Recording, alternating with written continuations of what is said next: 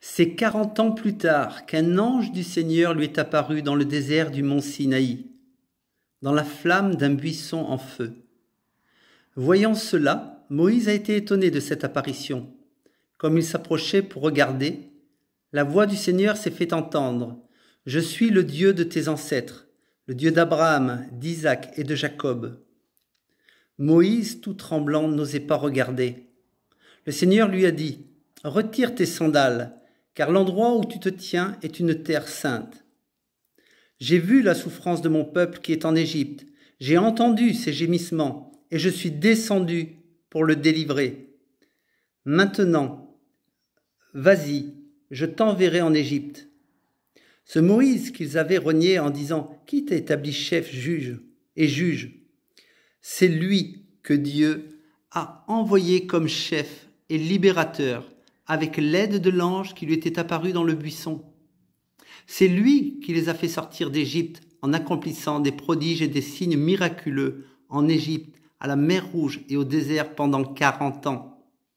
C'est ce Moïse qui a dit aux Israélites « Le Seigneur notre Dieu fera surgir pour vous, parmi vos frères, un prophète comme moi. » C'est lui qui, lors de l'assemblée au désert, était avec l'ange qui lui parlait sur le mont Sinaï et avec nos ancêtres. Il a reçu des oracles de vie pour nous les transmettre. Nos ancêtres n'ont pas voulu lui obéir, mais ils l'ont repoussé, et dans leur cœur, ils se sont tournés vers l'Égypte, en disant à Aaron, « Fais-nous des dieux qui marchent devant nous. » En effet, ce Moïse qui nous a fait sortir d'Égypte, nous ignorons ce qu'il est devenu. À ce moment-là, ils ont fait un veau, ils ont offert un sacrifice à l'idole et se sont réjouis de ce que leurs mains avaient fabriqué. Alors Dieu s'est détourné d'eux et les a laissés adorer les corps célestes, comme cela est écrit dans le livre des prophètes. M'avez-vous offert des victimes et des sacrifices pendant 40 ans au désert, communauté d'Israël? Vous avez porté la tente de Moloch et l'étoile de votre Dieu Rampham. Ces images que vous avez faites pour les adorer, aussi je vous déporterai au-delà de Babylone. Dans le désert, nos ancêtres avaient la tente du témoignage. Celui qui parlait à Moïse lui avait ordonné de la faire d'après le modèle qu'il avait vu. Nos ancêtres l'ont reçue et l'ont introduite sous la conduite de Josué dans le pays conquis sur les nations que Dieu a chassé devant eux. Et elle y est restée jusqu'à l'époque de David. David a trouvé grâce devant Dieu et a demandé la permission de trouver une habitation pour le Dieu de Jacob. Mais c'est Salomon qui lui a construit un temple.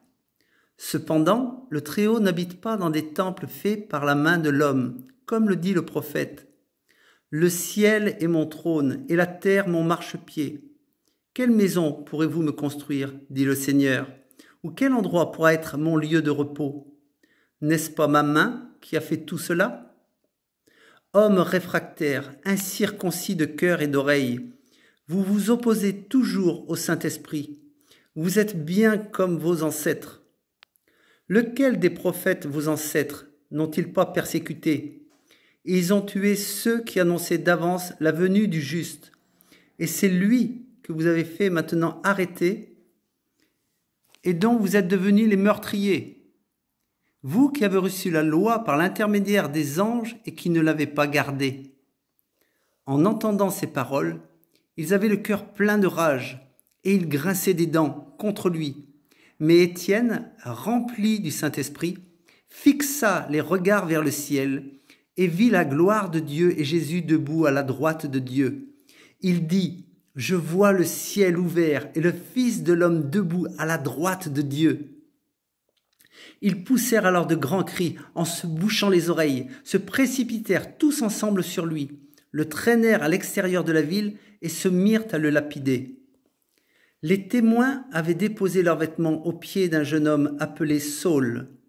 Ils jetaient des pierres à Étienne, qui priait et disait « Seigneur Jésus, accueille mon esprit. » Puis il se mit à genoux et s'écria d'une voix forte « Seigneur, ne les charge pas de ce péché. » Après avoir dit cela, il s'endormit. Saul approuvait l'exécution d'Étienne. Ce jour-là, une grande persécution éclata contre l'église de Jérusalem, et tous, à l'exception des apôtres, se dispersèrent dans les diverses régions de Judée et de Samarie. Des hommes pieux enterrèrent Étienne et le pleurèrent beaucoup. Quant à Saul, il cherchait à détruire l'église. Il pénétrait dans les maisons, en arrachait hommes et femmes et les faisait jeter en prison.